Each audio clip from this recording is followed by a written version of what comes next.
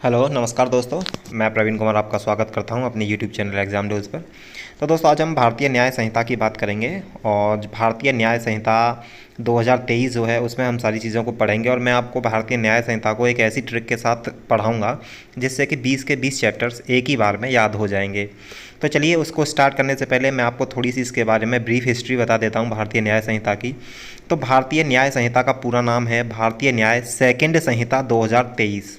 तो इसमें सेकंड क्यों आया मैं इसका भी आपको बताऊंगा। तो भारतीय न्याय संहिता सेकंड 2023 ने आईपीसी 1860 को रिप्लेस किया है। आईपीसी 1860 में 511 धाराएं और 23 चैप्टर थे और भारतीय न्याय संहिता में 358 धाराएं और 20 चैप्टर हैं। क्योंकि आईपीसी जो कि इंडियन पीनल कोड था वो अंग्रेज़ों के ज़माने का कानून था, दंड विधान था। तो उसमें क्या है, उसमें अब यहाँ पर चेंजेस होते रहते हैं। तो जैसे हमारी मतलब समाज बदल रहा है, देश बदल रहा है, तो जो पुराने रूल्स रेगुलेशंस थे या पुराने दंड विधान थे या कठोर दंड विधान थे उनको चेंज करने की वक्त के अनुसार ज़रूरत थी। तो ऐसे में भारतीय न्याय संहिता या फिर आईपीसी में अमेंडमेंट की ज़रूरत थी, तो ये इसकी जगह बीएनएस 2023 को लाया गया। तो इसका मैं बता देता हूँ। सबसे पहले इसको भारतीय न्याय संहिता 2023 को 11 अगस्त 2023 को लोकसभा में इंट्रोड्यूस कराया गया था होम मिनिस्टर अमित शाह द्वारा। फिर इसको वहाँ से पास करा के 18 अगस्त 2023 को राज्यसभा में भेज दिया गया था, जहाँ पर कि राज्यसभा के चेयरमैन ने इसको स्टैंडिंग कमेटी के पास भेज दिया था अपनी रिपोर्ट सौंपने के लिए। तो जब इसको राज्यसभा में गई तो कमेटी ने अपनी रिपोर्ट्स इस पर 10 नवंबर 2023 को सौंपी। उसमें की कुछ ऑब्जर्वेशन और रिकमेंडेशंस थी। उन ऑब्जर्वेशन और रिकमेंडेशनों को भारत सरकार ने मान लिया और डिसाइड किया कि जो भारतीय न्याय संहिता 2023 है उसको विड्रॉ कर लें। अब उसकी जगह नया बिल लाया जाए। तो नया बिल किस नाम से आता है, तो वह आता है भारतीय न्याय द्वितीय संहिता 2023, जिसमें कि जो पहली न्याय संहिता थी उसकी सारी रिकमेंडेशन और ऑब्जर्वेशनों को मान लिया गया था और यही न्याय संहिता जो है बाद में चलकर लागू होती है। तो हम इसमें कुछ चीज़ें हैं, कुछ में कुछ नए ऑफेंस जुड़े हैं, कुछ मॉडिफिकेशंस हुई हैं आईपीसी के हिसाब से, उनके बारे में हम जानकारी कर लेते हैं।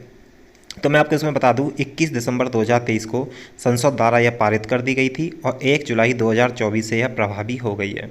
जो आईपीसी द्वितीय संहिता है उसका जो अधिनियम संख्यांक है वो 45 है और वर्ष 2023 है। आईपीसी की तरह जैसे आईपीसी का विस्तार कुछ कुछ जगह पर नहीं था, जैसे जम्मू कश्मीर में नहीं था, तो यहाँ पर बीएनएस का विस्तार जो है पूरे भारत पर है। और अगर मैं इसके विधायी इतिहास की बात करूँ तो बीएनएस जो था उसको लोकसभा में लाया गया बिल नंबर 173 2023 का, और इसको अमित शाह द्वारा लाया गया। तो बिल लाया गया था लोकसभा में कब, 12 दिसंबर 2023 को, और लोकसभा से इसको पास कर दिया गया था 20 दिसंबर 2023 को। फिर 20 दिसंबर को ही यह राज्यसभा में चला जाता है और राज्यसभा से पास हो जाता है यह 21 दिसंबर 2023 को। तो यह दोनों सदनों से पास कब हो गया, 21 दिसंबर 2023 को। फिर इस पर 25 दिसंबर 2023 को फाइनली राष्ट्रपति द्रौपदी मुर्मू द्वारा स्वीकृति मिल जाती है और यह बीएनएस जो है भारतीय न्याय संहिता द्वितीय 2023 जो है यह अब 1 जुलाई 2024 से पूरे देश में प्रभावी हो गई है। चलिए अब हम इसकी बात कर लेते हैं, अब इसके चैप्टरों को याद कर लेते हैं। तो इसमें इसकी संरचना क्या है, तो इसकी संरचना है कि इसमें 20 चैप्टर हैं और 358 धाराएं हैं। तो सबसे पहले मैं आपको एक मतलब ऐसी ट्रिक बताऊंगा जिससे कि आपको ये बहुत जल्दी याद हो जाएगी। तो ट्रिक कुछ नहीं है, बस इसको एक रामायण की तरह हम पढ़ेंगे। तो इसमें देखिए जैसे चैप्टर 1 है, तो जैसे जब रामायण हुई थी तो हनुमान जी जब सागर को लांघने की बात कर रहे होते हैं तो उनको उनके बारे में बताया गया था, उनकी शक्तियाँ याद दिलाई गई थी। तो इसी प्रकार से हम भारतीय न्याय संहिता की शक्तियाँ जो है याद दिलाएंगे। तो इसका अध्याय 1 जो है उसमें धारा 1 से 3 तक दी गई हैं जो कि इसका प्रारंभ बताते हैं, इसका नाम ये सब बताते हैं। तो 1 से 3 बड़ा ईजी याद हो जाएगा, ये प्रारंभ हुआ था। प्रारंभ हुआ तो जैसे उसमें रामायण काल में हनुमान जी को उनकी शक्तियाँ याद दिलाई गई थी, ऐसे ही अध्याय 2 में भारतीय न्याय संहिता को इसकी शक्ति याद दिलाई जाती हैं। और न्याय संहिता में इनकी शक्ति क्या है, दंड, सीधी सी बात है, दंड की बात की गई है। तो अध्याय 2 जो है उसमें धारा 4 से 13 है और दंड के विषय में बात की गई है। अब दंड के विषय में बात की गई है तो जैसे रामायण में हमने देखा था कि मान लो भाई जो श्रीलंका वाले थे, लंका में उनको दंड देना था हनुमान जी को, लेकिन उन्होंने कहा कि नहीं भाई वहाँ तो विभीषण भी रहता है, तो विभीषण जैसे अपवाद भी हैं। तो इन्होंने क्या किया, जैसे वहाँ अपवाद थे ऐसे ही यहाँ पर क्या है, अब अध्याय 2 में हमने दंड के बारे में बात कर ली। तो अब यह अध्याय 3 में क्या बताएगा कि भाई कुछ अपवाद हो सकते हैं, किन को दंड देना है, किन को नहीं देना है, किन किन स्थिति में नहीं देना है। तो अध्याय 1 प्रारंभ 1 से 3, अध्याय 2 धारा 4 से 13 दंड के विषय में। अब जब दंड के बाद होगी बात, तो बात क्या आ जाती है, सामान्य अपवादों की। तो अध्याय 3 जो है धारा 14 से लेकर 44 तक सामान्य अपवाद दिए गए हैं। तो हमें जैसे कि पता है निजी प्रतिरक्षा का हमारे पास अधिकार होता है, तो हम अपनी प्रतिरक्षा करते हुए अगर हम कोई क्राइम कर देते हैं तो वह क्या है, अपराध नहीं माना जाता है। तो ऐसे ही इसमें बताया गया सामान्य अपवादों में धारा 14 से लेकर 44 तक दिया गया है, जिसमें कि धारा 34 से लेकर 44 तक निजी प्रतिरक्षा का अधिकार दिया गया है। अब जैसे कि निजी प्रतिरक्षा से हम बच के आ गए, तो बच के आ गए निजी प्रतिरक्षा का अधिकार लगा के, तो अब क्या है, लोगों में चौड़ आ जाती है। अब जो दूसरे लोग हैं वो उसको क्या करेंगे, उकसाने लगेंगे कि भाई देख तू उस केस में बच के आ गया था। तो अब क्या है, अध्याय 3 तक हमने देखा कि सामान्य अपवाद है, तो अब अध्याय 4 में लोग क्या करेंगे, उकसाने लगेंगे। किस चीज़ के लिए, आपराधिक षड्यंत्र करेंगे और इनके प्रयास करेंगे। तो ये अध्याय 4 जो है उसमें धारा 45 से लेकर 62 तक दी गई है, जिसमें कि अब क्या है, जैसे अध्याय 3 में सामान्य अपवाद निधि प्रतिरक्षा से बच के आ गए थे, तो अब लोग उकसाने लगेंगे। तो अध्याय 4 में उकसाना, आपराधिक षड्यंत्र और प्रयास के संबंध में दिया गया है। ठीक है, अध्याय 4 तक हो गया है। अब अध्याय 4 के बाद जब लोग उकसाएंगे, तो उकसाएंगे किसके खिलाफ, भाई सीधी सी बात है, उकसाएंगे किसके खिलाफ, महिला और बच्चों के खिलाफ। तो अध्याय 5 जो है उसमें धारा 63 से लेके 99 तक दिया गया है, और इसमें क्या है, महिला व बच्चों के विरुद्ध अपराध है। ठीक है, महिला और बच्चों के विरुद्ध अपराध है। तो महिलाओं के विरुद्ध अपराध क्या होगा, सबसे पहले यौन अपराध।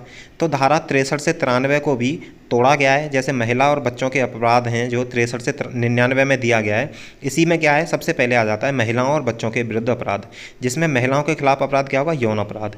तो धारा 63 से लेकर 73 तक यौन अपराध दिए हैं।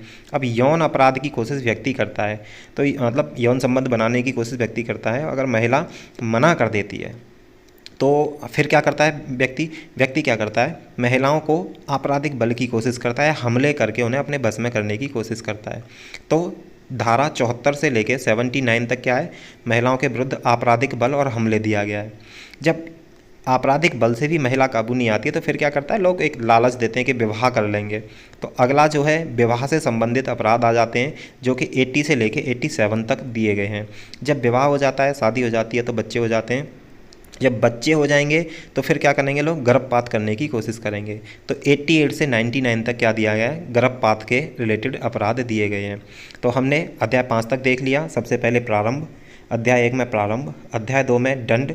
जब दंड मिल जाएगा तो ये देखा जाएगा कि किसको मिलेगा किसको नहीं मिलेगा। तो सामान्य अपवाद आ जाएंगे, जिसमें निजी प्रतिरक्षा का आ जाएगा अध्याय 3।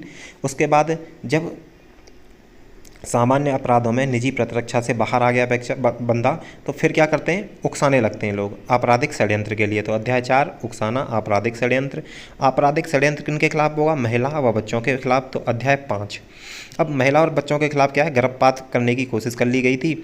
अब इन सब चीज़ों से भी बंदा काबू नहीं आएगा, तो फिर क्या करेगा, आदमी क्या है, औरत को क्या करता है, मारपीट करता है या फिर उसके मानव शरीर को प्रभावित करता है। तो चैप्टर 6 में धारा 100 से लेकर 144 तक दी गई हैं, जिसमें कि मानव शरीर को प्रभावित करने वाले अपराधों के विषय में दिया गया है। इसी में आता है क्या, बीच में जीवन को प्रभावित करने वाले अपराध, जो कि धारा 100 से लेके 113 तक हैं। फिर चोट के बारे में 114 से 125 तक। जब चोट के बाद क्या आ जाएगा, गलत तरीके से रोकना व बंधक बनाना 126 से 136। और जब इन सब चीज़ों से भी नहीं बंदा मानता है, तो अपहरण, व्यापहरण, गुलामी और जबरन श्रम कराया जाता है, जो कि सेक्शन 137 से लेके 146 तक आता है। तो अध्याय 6 तक हम समझ गए। अब यह सब चीज़ें हो गई हैं, मानव शरीर को प्रभावित करने वाले अपराध भी व्यक्ति ने कर लिए, तो अब वह क्या करेगा, अब वह व्यक्ति से राज्य की तरफ बढ़ेगा। वैसे तो मैं बताऊंगा आपको आगे के चैप्टरों में, राज्य का मतलब कई मतलब होते हैं राज्य के, यहाँ देश से भी मतलब होता है, लेकिन अभी हम समझने के लिए राज्य को सिर्फ एक राज्य लेके चल रहे हैं। तो जब व्यक्ति के खिलाफ अध्याय 6 में उसने क्या कर लिए, अपराध कर लिए, तो अब आगे बढ़ेगा, तो आगे क्या जाएगा, व्यक्ति के बाद राज्य में।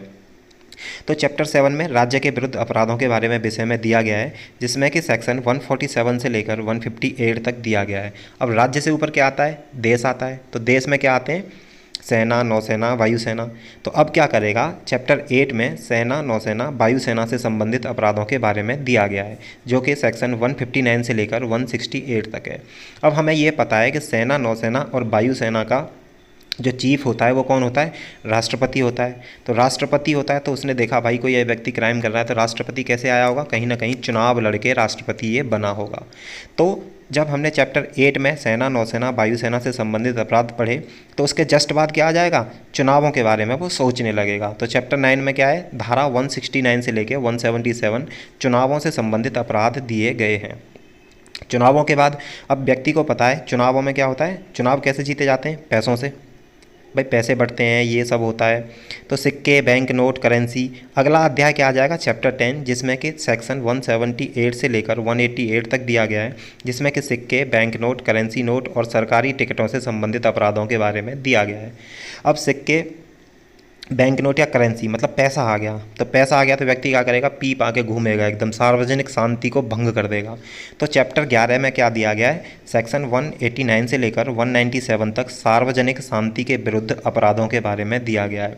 अब जब सार्वजनिक शांति के मतलब व्यक्ति सार्वजनिक शांति को भंग करेगा तो लोक सेवक, जैसे पुलिस हुआ, अब लोक सेवक आ जाएंगे। तो लोक सेवक क्या करेंगे जब कोई व्यक्ति सार्वजनिक शांति को भंग करेगा, चैप्टर 11 में। तो चैप्टर 12 में क्या दिया जाएगा, लोक सेवक अपने रोल में आ जाएंगे। तो अब लोक सेवकों के विरुद्ध भी यह व्यक्ति अपराध करेगा। तो सेक्शन 198 से लेकर 205 तक क्या है, लोक सेवकों द्वारा या उनसे संबंधित अपराधों के संबंध में दिया गया है। अब लोक सेवकों के अपराध दिया गया है। अब क्या है, लोक सेवक अपनी ड्यूटी करते हैं तो अपने वैध प्राधिकरण की अवमानना कौन करेगा, जो कि अपराध करता है। तो अध्याय 13 जो है चैप्टर, जिसमें सेक्शन 206 से 226 तक दिया गया है, इसमें लोक सेवकों के वैध प्राधिकरण की अवमानना के बारे में बताया गया है। अब फिर भी क्या है, जब लोक सेवक देखता है कि अपराधी है तो वह उससे बहुत सारे बोलने लगता है कि वो बोलता है कि नहीं मैंने ये नहीं किया या वैसा नहीं किया है। तो वो क्या बोलता है, ठीक है भाई तुम्हारे पास कोई प्रूफ है तो लेके आओ। तो अब जो व्यक्ति क्राइम कर रहा है तो वह क्या है, झूठे साक्ष्य दिखाएगा। तो झूठे साक्ष्य लोक न्याय के विरुद्ध दिखाएगा। तो झूठे साक्ष्यों के रिलेटेड अपराध जो है वो चैप्टर 14 में दिया गया है, 227 से लेके 269 तक। तो चैप्टर 14 तक हम बड़ी आसानी से समझ पाएँ, 227 से लेके 269 झूठे साक्ष्य। अब जब झूठे साक्ष्य दे दा के बंदा वहाँ से छूट के आ गया, किससे, लोक सेवकों से। जब लोक सेवकों से झूठे साक्ष्य दे के छूट के आ जाएगा तो नेक्स्ट चैप्टर क्या है, अब वो क्या सोचेगा, बोला नहीं मुझे तो क्या है राजनीति में जाना है। वो लोगों का, जैसे ही आपने देखा होगा लोग ज़्यादातर क्या है ऐसे केसेस में राजनीति में जाने के लिए सोच लेते हैं। तो जब झूठे साक्ष्य वगैरह देकर वो छूट के आ गया तो अब वह क्या राजनीति में घुसने की कोशिश करेगा। तो राजनीति में घुसने के लिए वो क्या करेगा, सार्वजनिक स्वास्थ्य की बातें करेगा, सुरक्षा की बातें करेगा, विश्वास जीतेगा लोगों का, शालीनता की बातें करेगा और नैतिकता की बातें करेगा। तो यही चैप्टर 15 में सेक्शन 270 से लेकर 297 में दिया गया है, सार्वजनिक स्वास्थ्य, सुरक्षा, विश्वास, शालीनता और नैतिकता को प्रभावित करने वाले अपराधों के बारे में। ये सब कर लिया। अब क्योंकि उसको तो चुनाव जीतना है तो अब वो क्या करेगा, इन सब के बाद क्या करेगा, धर्म से बातें करेगा, धर्म की बातें करेगा। तो चैप्टर 16 298 से लेकर 302 धर्म से संबंधित अपराधों के बारे में दिया गया है। अब यह सब करने के बाद क्या करेगा, वो नेता बन गया। धर्म की बात, सार्वजनिक स्वास्थ्य की बातें कर ली, सुरक्षा की बातें कर ली। अब चैप्टर 16 में उसने धर्म की बातें कर ली, धर्म की बातें करते ही वह चुनाव वगैरह जीत गया। अब जीत गया तो सेक्शन चैप्टर 17 सेक्शन 303 से 334 में वो क्या करेगा, चोरी करेगा। मतलब चुनाव जीत गया तो पैसा कमाएगा। तो इसमें संपत्ति के विरुद्ध अपराध दिए गए हैं। चैप्टर 70 में संपत्ति के विरुद्ध अपराध दिए गए हैं, जिसमें कि चोरी, डकैती, जबरन लूट और धोखाधड़ी, शरारत, आपराधिक अत्याचार, ये सारे दिए गए हैं। जब संपत्ति के विरुद्ध अपराध कर लिए तो अब फिर क्या है, मतलब संपत्ति के विरुद्ध अपराध हो गए, चोरी डकैती सब कर ली। तो अब चोरी डकैती कर ली तो उनके कागज़ थोड़ी ना होते हैं भाई चोरी डकैती के पैसे के। तो अब क्या है, चैप्टर 18 में जो है दस्तावेज व संपत्ति चिन्हों से संबंधित दिया गया है, सेक्शन 335 से लेकर 350। तो दस्तावेजों की संख्या, संपत्ति चिन्हों की संख्या, यह सब चैप्टर 18 में बताया गया है। जब दस्तावेजों की बात हो गई है तो उसके पास तो चोरी डकैती से कमाया हुआ पैसा था, कोई दस्तावेज ही नहीं है। अब क्या है, अब जब चोरी डकैती से या इन सब चीज़ों से पैसा कमाया गया तो अब उसका क्या होगा, समाज में समाज देखेगी कि ये तो गंदा व्यक्ति है, उसका अपमान होगा, परेशानी होगी, मान हानि। तो चैप्टर 19 में क्या आ जाएगा, सेक्शन 351 से लेकर 356 तक आपराधिक धमकी, अपमान, परेशानी और मान हानि। उसके बाद चैप्टर 20 जो कि लास्ट है, उसमें धारा 358 है, जिसमें कि निरसन और बचत है। तो हमने देखा बहुत इजीली जो इसको हम बड़ी याद कर सकते हैं कि किस चैप्टर में क्या है, एक कहानी के हिसाब से। तो कहानी शुरू होती है सबसे पहले कि इसका प्रारंभ जो है करते हैं चैप्टर 1 में। प्रारंभ के बाद हम सोचेंगे कि दंड के बारे में बताया गया, क्योंकि न्याय संहिता है तो दंड के बारे में। तो चैप्टर 2 में दंड के विषय में आ जाएगा। जब दंड के विषय में आ जाएगा तो फिर चैप्टर 3 में ये सोचा जाएगा किसको दंड दिया जाए, किसको नहीं दिया जाए। तो इसमें सामान्य अपवाद आ जाएंगे। उसके बाद अगर जब व्यक्ति निजी प्रतिरक्षा का अधिकार जैसे सामान्य अपवाद में छूट के आ जाएगा तो फिर दूसरे लोग उसको उकसाने लगेंगे। चैप्टर 4 में आपराधिक षड्यंत्र के लिए, तो आपराधिक षड्यंत्र किसके खिलाफ होगा, तो महिला और बच्चों के खिलाफ। महिला और बच्चों के खिलाफ अपराध के बाद फिर क्या आ जाएगा, महिला और बच्चों के बाद जो औरत है मतलब उसके साथ यौन अपराध करने की कोशिश करेंगे, गर्भपात करने की कोशिश करेंगे। तो फिर क्या है, मानव के शरीर को प्रभावित करने वाले अपराध आ जाते हैं चैप्टर 6 में। जब मानव को शरीर को प्रभावित करने वाले अपराध चैप्टर 6 में आ जाएंगे तो फिर क्या है, मानव मतलब एक इंडिविजुअल के खिलाफ उसने अपराध करके देखा। अब इंडिविजुअल के बाद क्या करेगा, वो राज्य की तरफ बढ़ेगा। तो चैप्टर 7 में राज्य के विरुद्ध अपराध आ जाएंगे। और जब राज्य की अपराध कर लेगा तो उसके बाद क्या है, सरकार आ जाती है। सरकार में कौन कौन आते हैं, सेना, नौसेना और वायुसेना। तो फिर चैप्टर 8 में सेना, नौसेना, वायुसेना के बारे में अपराध करेगा। अब उसने देखा सेना, नौसेना, वायुसेना का जो कमांडर है वो कौन है, राष्ट्रपति है। तो राष्ट्रपति है तो वो कैसे बन के आया होगा, तो अब क्या करेगा, वो चुनावों में घुसने की कोशिश करेगा और चुनावों से संबंधित अपराध कर देगा चैप्टर 9 में। जब चुनावों के बारे में सोचेगा तो उसने देखा कि भाई क्या है, ये तो पैसे का खेल है सारा। तो चैप्टर 10 में क्या आ जाएगा, सिक्के, बैंक नोट, करेंसी पे आ जाएगा।